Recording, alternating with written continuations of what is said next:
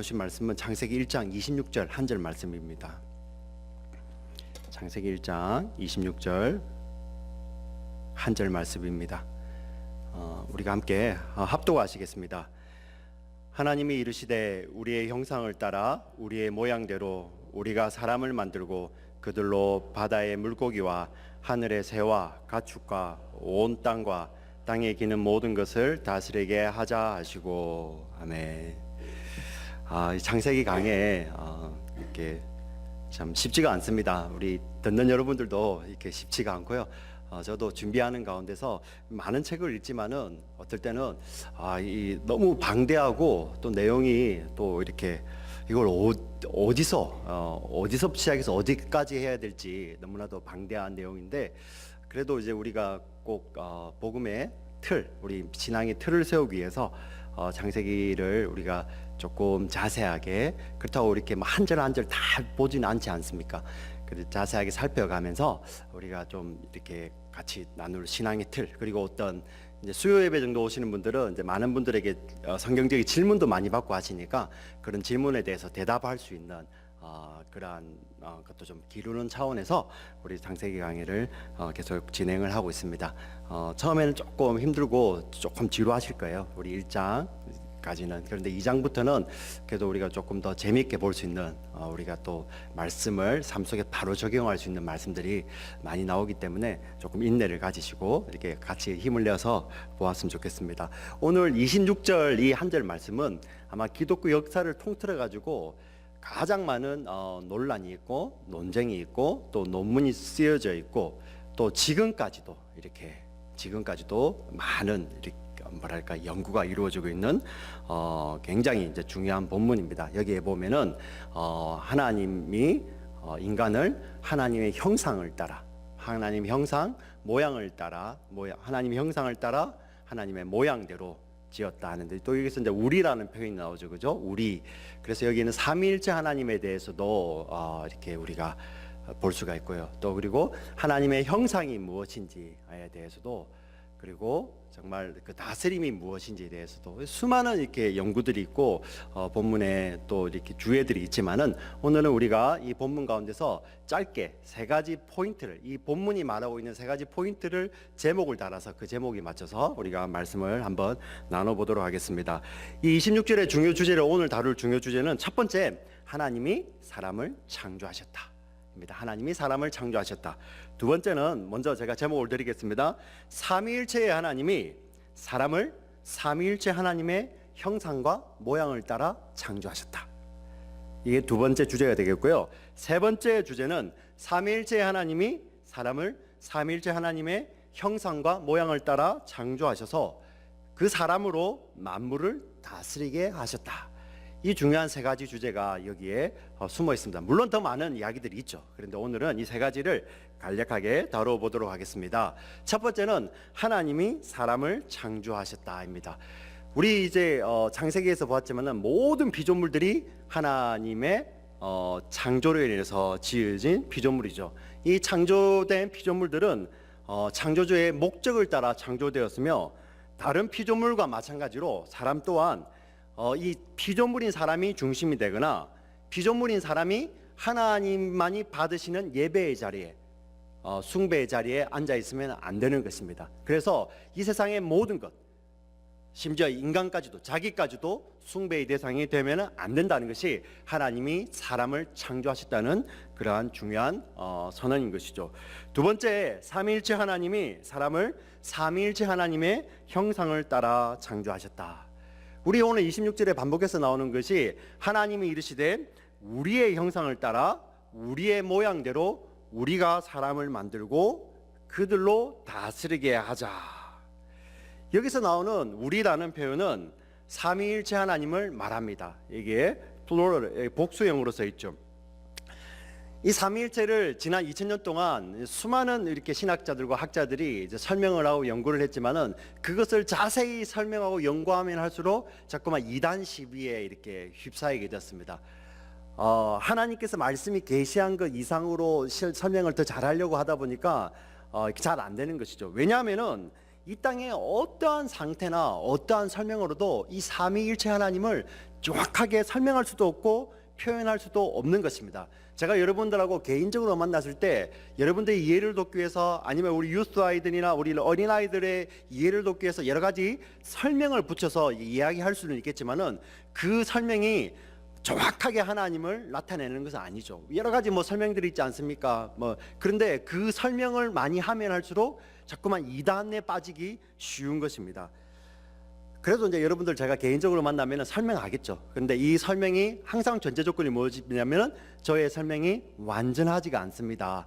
왜냐하면은 삼위일체는 하나님께서 남겨두신 우리의 이해의 대상이 아니라 우리의 믿음의 대상이죠.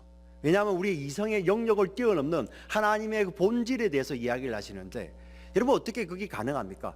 예? 삼위 하나님이 따로 계신 세 분 같으신 그 성부, 성자, 성령 하나님이 한 분, 한 본질을 공유하시고 한 본질이시다, 한 분 하나님이시다 이야기를 하시는데, 또 그 한 분 하나님이 또 마치 다른 사람 같은 세 위가 계시다는 것이 사람의 설명으로는 가능하지 않는 것이죠. 믿음의 대상입니다.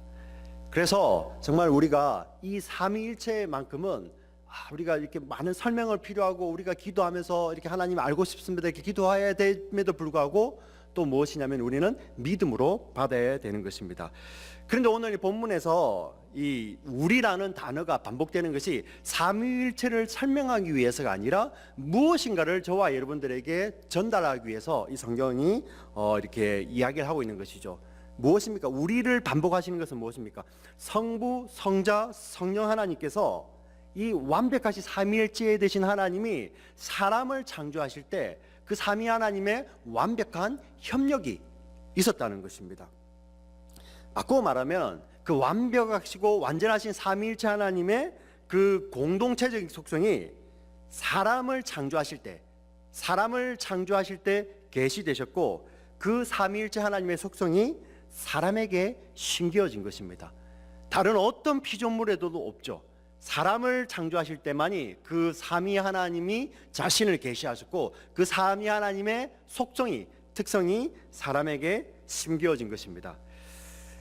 여기 보면은 삼위 하나님께서 말씀하시기를 우리의 형상을 따라 우리의 모양대로 우리가 사람을 만들자.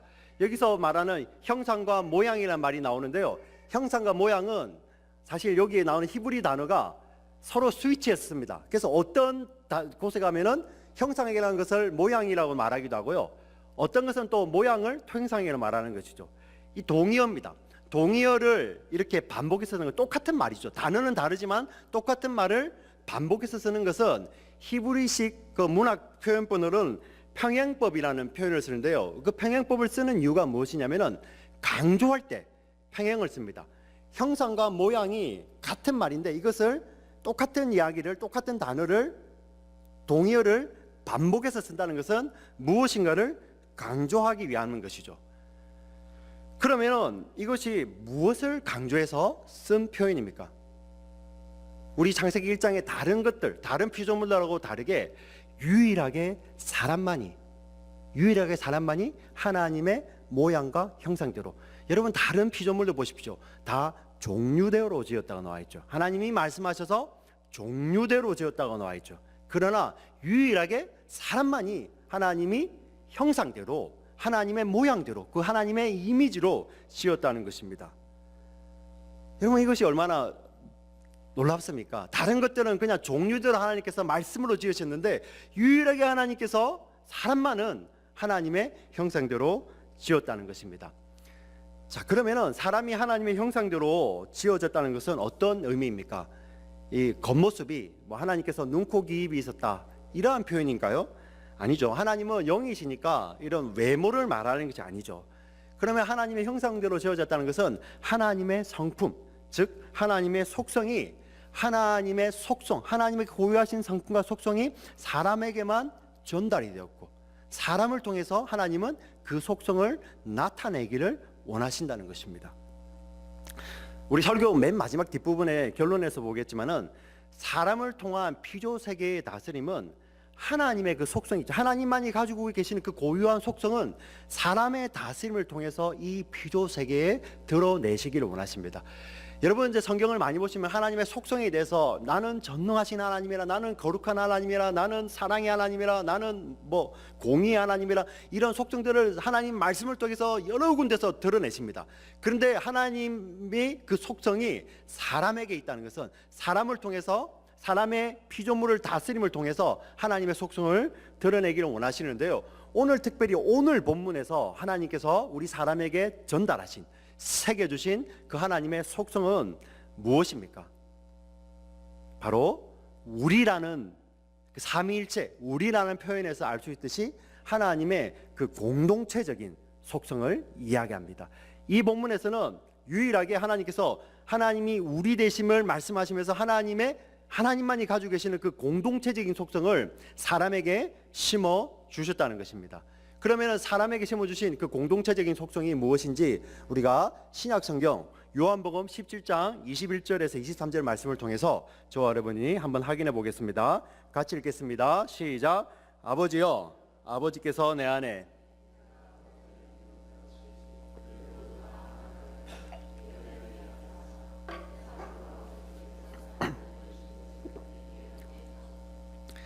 내게 주신 영광을 내가 그들에게 주었사오니 이는 우리가 하나 된 것 같이 그들도 하나 되게 하려 함이니이다. 곧 내가 그들 안에 있고 아버지께서 내 안에 계시어 그들로 온전함을 이루어 하나가 되게 하려 함은 아버지께서 나를 보내신 것과 또 나를 사랑하신 같이 그들도 사랑하신 것을 세상으로 알게 하려 함이로소이다. 아멘. 이 말씀을 자세히 읽어보시면은 하나님의 공동체적인 속성은 바로 하나됨이고요, 그 하나됨이 사랑을 통해서 나타난다고 이야기하고 있습니다. 사람 이름 하나가 아닙니다. 네. 하나님의 속성이 하나됨이고 그 하나됨이 어떻게 해요? 사랑을 통해서 나타나는 것이죠. 결국은 하나님의 그 하나됨의 공동체는 하나님의 속성인 완전한 사랑 안에서만 존재하게 되는 것입니다. 여러분, 하나님의 완전하신 사랑은 바로 예수 그리스도를 통해서 우리 이 땅 가운데서 계시되었습니다. 그 구약의 그 사랑의 하나님에 대해서 계시하셨는데 그 계시하신 완전하신 사랑의 하나님이 어떻게 해요? 예수님께서 이 땅에 성육신이 하셔서 십자가 지심을 통해서 계시하셨는데요, 어떻게 해요? 예수님은 그분의 삶을 통해서 하나님과 그 자신이 하나됨, 그리고 자기의 백성들과의 하나됨을 사랑을 통해서 보여주셨습니다. 어떻게 해요? 자신을 비우시고 희생하시고 그리고 용서하시고 자신을 못 박는, 자신을 죽이는 그 원수를 위해서도 자신의 생명을 내어주시는 그 십자가 사랑을 통해서 하나님의 사랑이 어떤 것인지를 보여주셨습니다. 바로 하나님의 사랑은 우리가 구약의 하나님 하면은 무서운 하나님, 심판하는 하나님이라고 이야기하시는데 실제적으로 진짜 하나님의 그 하나님의 사랑의 속성은 바로 예수 그리스도를 통해서 완전히 드러나셨죠. 자기를 비우시고 원수를 사랑하시고 희생하시고 끝까지 제자들을 사랑하시는 그 사랑, 그 공동체의 사랑을 하나님께서는 이렇게 사람의 창조를 통해서 심어 주신 것이죠. 그런데 이 공동체의 사랑이 죄로 말미암아 깨어지게 되었습니다. 일그러져 버렸죠. 하나님의 그 사랑의 속성이 완전히 떠난 것이 아니라 우리 사람에게 하나님의 속성이 남아 있습니다. 그러나 그 속성이 깨어지고 일그러져 있습니다. 그 완전한 사랑이 아니고 이 일그러진 사랑은 어떻습니까? 완전한 사랑은 공동체적인 사랑인데 일그러진 사랑은 자기 중심의 사랑을 하게 되는 것입니다. 완전한 공동체의 사랑은 하나님을 사랑하고 이웃을 사랑하는, 즉 자기 부인의 사랑입니다. 자기를 부인하여서 하나님을 사랑하고 이웃을 사랑하는 그런 공동체의 사랑인데, 일그러진 자기 중심의 사랑은 하나님을 이용하고 이웃을 이용해서라도 자기만을 사랑하고 자기의 유익만을 구하는 것이 깨어진 사랑, 일그러진 사랑의 특징인 것입니다. 우리가 이 깨어지고 일그러진 사랑을 자세히 보여주는 것이 사랑장이라고 말하는 고린도전서 13장에 잘 나와 있습니다. 고린도전서 13장 1절부터 3절을 같이 읽고 제가 설명을 드리겠습니다. 같이 읽겠습니다. 내가 사람의 방언과 천사의 말을 할지라도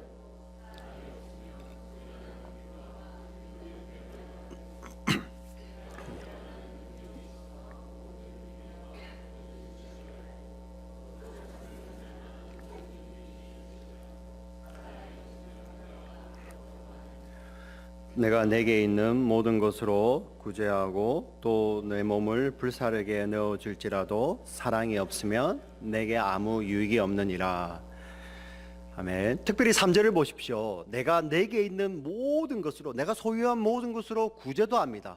그리고 다른 사람을 위해서 내가 몸도 불사르게 자기의 생명까지도 내어주지만은 사랑이 없다고 이야기를 합니다. 여러분, 이것이 무엇입니까? 외양은 같아 보이지 않습니까? 자신이 갖고 있는 모든 소유를 구제에 쓰고 있습니다. 그리고 자신의 생명을 다른 사람을 위해서 내어놓기까지도 합니다. 외적인 행동은 같아 보입니다. 그러나 그 외적인 행동은 같아 보이지만은 그 속에 진실한 사랑이 없으면은 그것은 아무것도 아니라는 것입니다. 성경이 그 말을 하는 것이죠. 깨어진 사랑, 일그러진 사랑은 겉으로 드러나는 그 외양의 모습뿐만 아니라 그 외양은 모습은 똑같지만 그 속에 진실함이 없는 것을 일그러진 사랑이라고 할 수 있는데요. 이것이 우리의 표현으로 자세히 설명을 해보면은 내가 너보다 더 가졌기 때문에, 내가 너보다도 좀 더 배웠기 때문에, 내가 너보다도 좀 더 잘났기 때문에, 아니면 내가 갖고 있는 나머지 것, 잉여분을 가지고 구제하는 것, 그리고 이것을 내가 해야지 복받기 때문에 하는 구제와 선행, 자기 희생은 사실 이것은 그 속에 진실한 사랑이 없기 때문에 결론적으로 어떻게 합니까? 자기도 파괴하게 되고 공동체도 파괴하게 된다는 것입니다. 아니, 겉으로는 행위는 똑같습니다. 그런데 그 속에 진정한 그 공동체, 하나님의 진짜 사랑이 없을 때는 그 외양이 더 드러나면 더 드러날수록 자기도 포기하고 파괴하게 되고 공동체도 파괴하게 되는 것입니다. 여러분, 이해는 여러분 그냥 제가 잠깐 들어드리겠습니다. 비영리 단체들 같은 경우도 저는 우리 교회 와서는 잘 보지 못했지만은 요즘 여러분들 그냥 그 신문지상 같은 데서 잘 보지 않습니까? 큰 교회인데, 교회가 커졌는데 그 가운데서 봉사의 정도를 가지고 자기가 드린 물질의 정도나 자기가 이렇게 속해 있는 그 연도수를 가지고 다투다가 교회가 깨어지는 소식들 여러분들 심심찮게 보지 않습니까? 비영리 단체임에도 불구하고 그 속에서 어떤 자신이 행했던 그러한 선행의 그 분량을 가지고 소유를 주장하고 이렇게 등급을 매기다가 깨어지는 것이 정말 이렇게 다반사인 세상입니다. 우리도 이렇게 우리 교회 안에서는 제가 보지는 못하겠지만은 정말 만약에 우리 교회 안에 앞으로 만약에 이런 사람이 생긴다면은 내가 기도 많이 하는 것 때문에, 아니면 내가 구제 많이 하는 것 때문에 나의 목소리를 크게 내려고 하는 사람이 생긴다면은 교회는 그 외형적인 사랑으로 인해서 교회는 어려워지고 교회 공동체의 하나됨은 깨어지게 된다는 것입니다. 자, 그러한 사랑과 그러한 외향적인 사랑과 함께 사랑과 비교해서 나는 정말 죄인이고 나는 정말 이렇게 죽을 수밖에 없는 그런 죄인 중에 계수였는데, 하나님께서, 하나님의 아들이신 예수님께서 나를 위해서 십자가에서 자신을 죽이심으로 나를 끝까지 사랑해 주시고 나를 구원해 주셨기 때문에 그 사랑 때문에 내가 그 사랑에 감격해서, 그 사랑이 너무 좋아서 공동체 안에, 주의 몸된 교회 안에 그 사랑을 드리는 사랑하고, 여러분 그게 어떻습니까? 외양은 같아 보이지만은 내용은 너무나 다른 것이고 정말 하늘과 땅 차이처럼 그것은 본질이 다른 것입니다. 하나님의 교회 공동체, 하나님의 공동체적인 사랑은 바로 이런 것입니다. 자기 부인의 사랑인 것이죠. 그래서 교회 공동체 안에서는요, 사람의 관점으로 볼 때는 도저히 불가능한 사람들, 가난한 자들, 배워오지 못한 자들, 그리고 연약한 자들, 저 사람이 누구를 도와, 자기나 돕지 하는 그러한 사람들이라 할지라도 공동체를 사랑하고 이웃을 섬길 수 있는 것이 교회 공동체입니다. 왜냐하면 교회 안에서의 사랑은 내가 가진 것에 많고 적음, 소유의 유무로 교회를 사랑하고 공동체를 사랑하고 섬기는 것이 아니라 내가 하나님께 사랑을 받고 그 받은 사랑 안에서 하나님의 사랑을 나누냐 아니냐로 교회 공동체의 사랑과 섬김은 결정이 되기 때문입니다. 무엇입니까? 자신을 비우고 원수를 위해서 생명을 아끼지 아니하시는 그 하나님의 진정한 공동체적 사랑을 경험하고 소유한 자만이 교회 안에서, 공동체 안에서 그 진짜 사랑을 나눌 수 있다는 것입니다. 예. 저는 우리 교회 안에 이러한 공동체적 사랑이 더 많아지기를 기도합니다. 우리가 연약하기 때문에 정말 우리가 어떨 때는 심지어 뭐 이렇게 목회자마저도 이렇게 그죠? 조그마한 사랑을 드리고 나서 우리 교인들에게 사랑을 드리고 그 내가 드린 거 아닌가 이러한 생각이 순간적으로 사로잡아 올 때가 있죠. 그러나 그런 것이 올 때마다 늘 하나님 앞에 자기를 부인하고 낮추면서 하나님 진짜 하나님의 사랑으로 덮어주시옵소서. 그래야지 끝까지 내가 하나님의 사랑 안에 있어야 되고 그 하나님의 사랑만을 가지고 섬겨야지 교회가 주님 오실 그날까지 교회는 하나님의 사랑으로만 넘칠 수 있는 것이죠.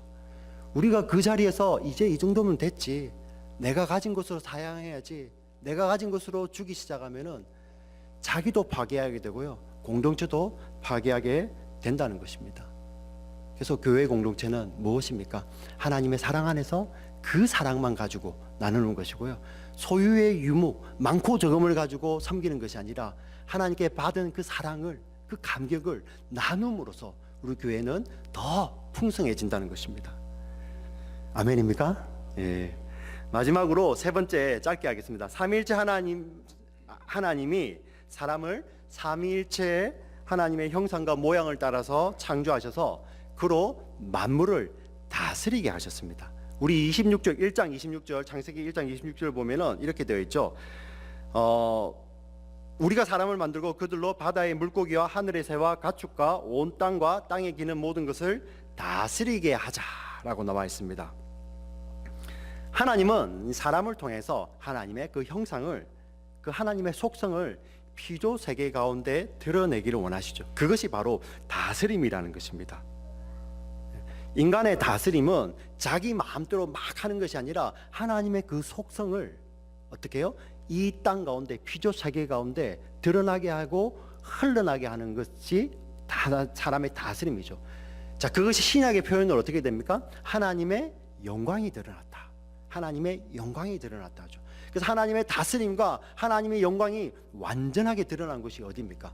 바로 우리 신약에 가면은 예수님께서, 하나님께서 가장 영광을 많이 받았다, 내가 영광을 받는다, 영광을 받았다 하는 표현이 어디에 드러납니까? 바로 십자가지 않습니까? 자기 부인을 위해서, 자기 부인을 통해서 하나님을 드러내는 것.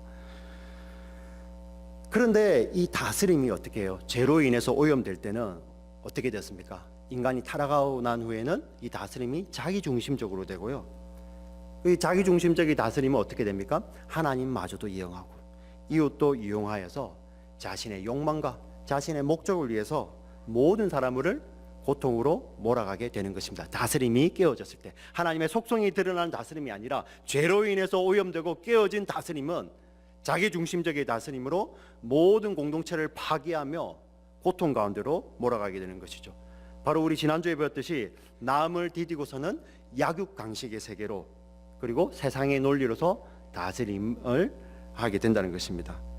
그러나 하나님께서 창조하셨던 다스림, 그리고 십자가를 통해서 다시 회복시키시고 새 창조하시는, 새롭게 완성하시는 다스림은 바로 하나님을 사랑하고 이웃을 사랑하는, 바로 자기 부인을 통해서 어떻게 해요? 그 하나님의 사랑하심을 완전히 드러내는 생명의 다스림을 이야기하는 것입니다. 어떻게 해요? 하나님을 사랑하고 이웃을 사랑함을 통해서 하나님의 그 생명력이, 완전한 복, 그 하나님의 생명력을 나누는 축복의 통로로서 저와 여러분이 삶을 살아가게 된다는 것입니다. 그것이 하나님께서 원하시는 하나님의 속성을 드러내는, 하나님의 형상을 드러내는 이 땅 가운데서 저와 여러분을 통해서 다스리기를 원하시는 그런 다스림이라는 것입니다. 말씀을 정리하겠습니다. 우리 교회는 바로 이 하나님의 형상이 회복됨을 통해서, 이 사랑을 통해서 하나님의 영광이 드러나고, 그리고 그 영광의 빛이 우리 교회 안에서만 머물러 있는 것이 아니라 마치 산 위에 있는 동네가, 예수님께서 너희는 세상의 빛이라 해서 산 위에 있는 동네가 그 불을 켰을 때 그 빛이 숨기지를 못하고 세상 가운데로 비쳐나가듯이 하나님의 그 속성이, 하나님의 영광이 이 교회 안에서만 머물러 있는 것이 아니라 자기를 부인하고 하나님을 사랑하고 이웃을 사랑하는 그런 공동체 중심의 삶을 사는 저와 여러분을 통해서 이 세상 가운데서 하나님의 다스림이 빛처럼 퍼져나가시기를 주의 이름으로 간절히 축원합니다. 아멘. 기도하시겠습니다. 살아계신 하나님 아버지, 참 감사합니다. 하나님 아버지, 사람만이 유일하게 하나님의 형상대로 지어졌습니다.